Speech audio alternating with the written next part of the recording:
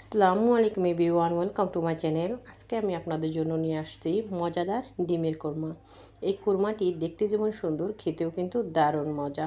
অতিথি আপ্যায়নে পোলাওর সাথে এই কোরমাটি খুব ভালো একটি রেসিপি। দেখে নিন প্রস্তুত প্রণালী। প্রথমে আমি ডিমগুলোকে সিদ্ধ করে নিয়েছি। সিদ্ধ করে ডিমটাকে আমি ছিলে নিচ্ছি।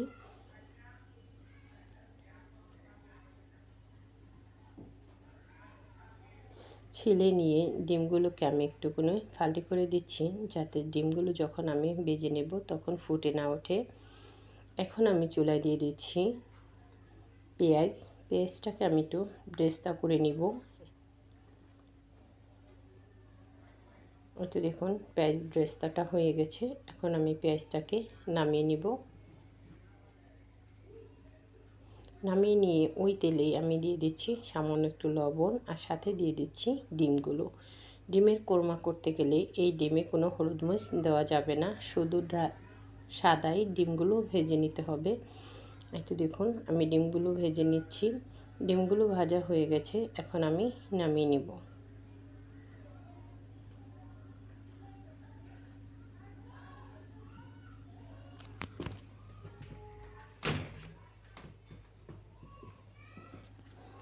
সবগুলো ডিম নামিয়ে নিয়ে এখন আমি দিয়ে দিচ্ছি ওই তেলেই গোটা গরম মশলা। এখানে আমি দিয়ে দিচ্ছি দারচিনি, এলাচ দিয়ে আমি একটু তেলে নেড়ে চেড়ে নিচ্ছি।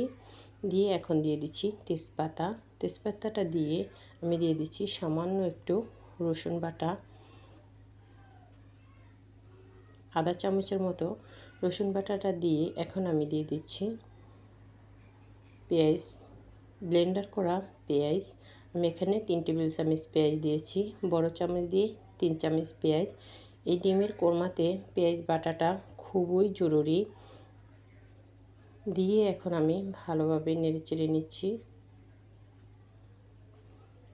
সাথে দিয়ে দিচ্ছি 1 চামচ আদা বাটা, স্বাদ মতো লবণ, 1 চামচ চিনি। আমি ডিমের কোরমাটা হালকা একটু মিষ্টি তৈরি করব, এজন্য আমি 1 চামচ চিনি দিয়েছি।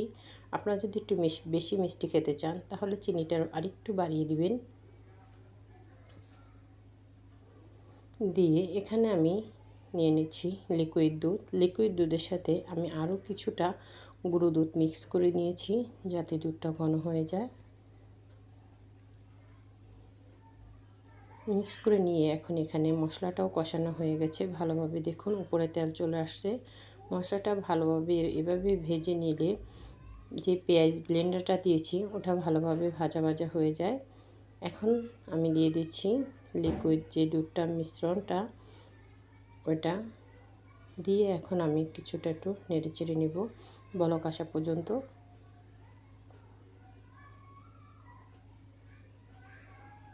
আচ্ছা দেখুন বলক চলে আসছে, এখন আমি একটু নেড়ে চেড়ে নিচ্ছি।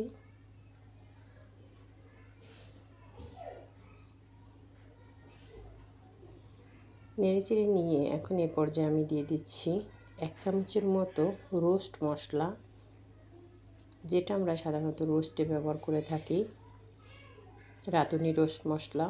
আমি 1 চামচ রোস্ট মশলা দিয়ে আবারও দুধটাকে ভালোভাবে নেড়ে চেড়ে নিচ্ছি। নেড়ে চেড়ে নিয়ে এখন আমি ভেজে রাখা ডিমগুলো দিয়ে দিচ্ছি।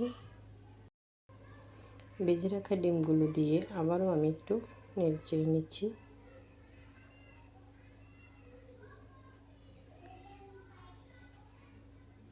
নেড়ে চেড়ে নিয়ে যখন দুধটা বলক চলে আসছে তখন দেখুন দুধটা কতটা ঘন হয়ে গেছে।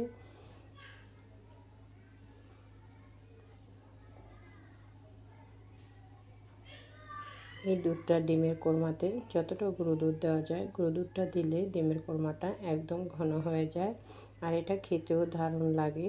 এখন এ পর্যায়ে আমি দিয়ে দিচ্ছি যে পেঁয়াজ ব্রেস্তাটা আমি করে রেখেছিলাম, সেটা দিয়ে এখন আমি একটু নেড়ে চেড়ে নামিয়ে নিব।